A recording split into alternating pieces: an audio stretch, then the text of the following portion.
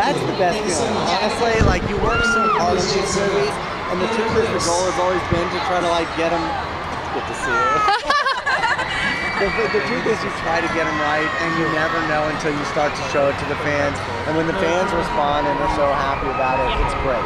And I think that, you know, Stephenie and I were just talking last night. She's like, Chris gets such a tough rap because New Moon's like the hardest book to make, and he did such a phenomenal job. And now people are seeing Eclipse and being like, oh my God, it's the best of the three. Well, it's the best drama of the three. I mean, you've got all the romance of Bella and Edward back, and you get a bunch of action. So it's a lot of fun.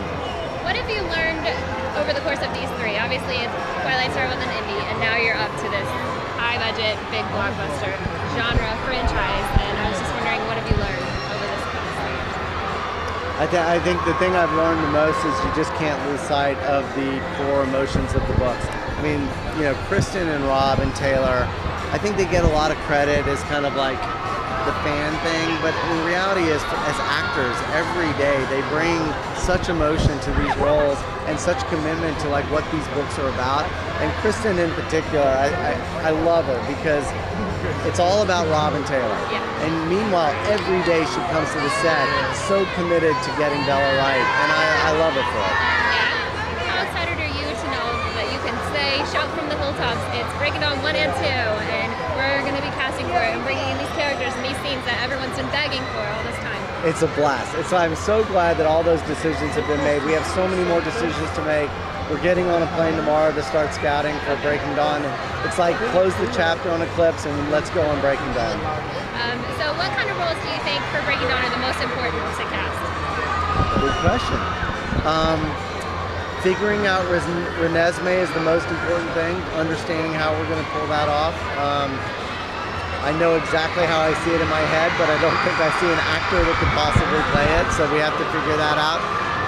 Really excited about Garrett, you know, Nahul, you know, like how are we going to like pull off that, because he's the kind of grown version of what Renesmee could be, so I'm excited. All right, thank you. Can I ask a question? Sure. Awesome. Okay, so you've been working with Stephenie Meyer on, I got to meet her last week, and we talked about how she was on set helping with some things, and I want to know what you're expecting as far as her producing on Breaking Dawn and how that might change things. Honestly, I feel like Stephenie's been a producer on the last 3 films. She's so involved in every aspect of the movie, and she has such smart ideas, and she knows the books, and I think, you know, she's been on set more than any other author I've ever worked with, so for me it's not going to be a big transition. I think for her it's exciting because she learns more every movie, and she learns more about movie making, and I think she's having a blast doing it. Right, we talked a little bit about her starting to write screenplays, which I thought was really interesting. So besides the Twilight saga, do you see yourself working with her on anything else? You'll have to ask her. I don't know what I'm allowed to say. We have about 3 projects we're doing together, so awesome. I'm excited. Good, me too. Thank you. Thank you. Nice to see you. Nice to see you. Thank you. All right.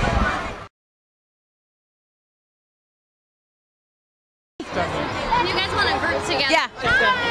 Hi, Stephenie. How are you? I haven't seen you in years. Literally. Has it really been years? It's been 2 years. Oh my gosh. We were on the beach at Portland filming Eclipse. I mean, filming Twilight. That was the last time we saw each other. It doesn't seem like so long ago. No. Okay, so I have a question for you. Of all of the things in the movie that are a little different than the book, have you ever seen anything in the movie and you've gone, oh my gosh, I wish I wrote it like that?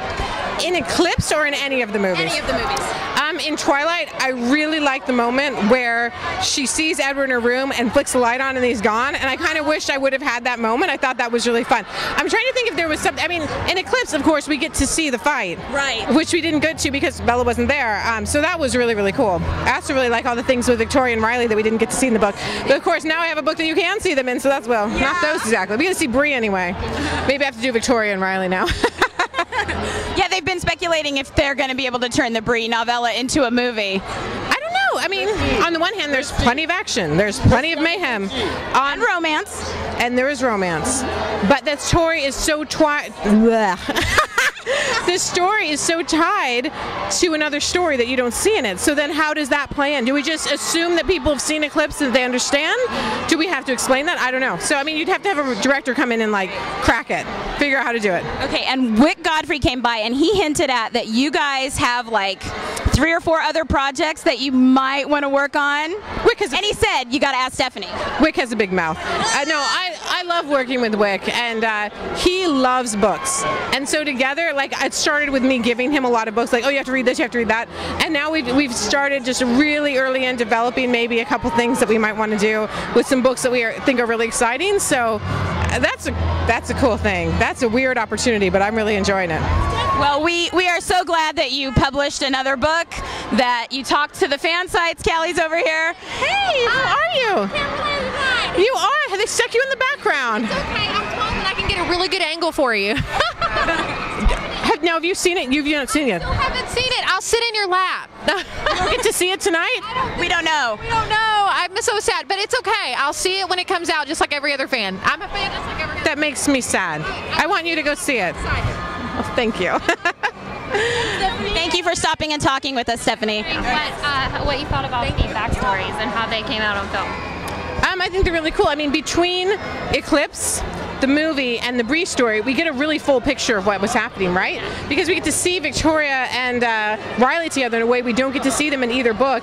We get to see the Volturi in a way we don't get to see them in either book. So the 3 of them are so complementary. I think it's really cool. One thing I liked about Bree, and then I heard that you thought you kind of lost sympathy for Riley in the Bree Tanner story, but I thought the Eclipse movie kind of added this sympathy for him with the Jasper and Maria stories. I was wondering if you were a fan of the allowance of that kind of parallel, or if you thought that was unnecessary given the Bree story. No, I thought it was great. I thought it was great because we don't get to see Riley. We see his effect quite often.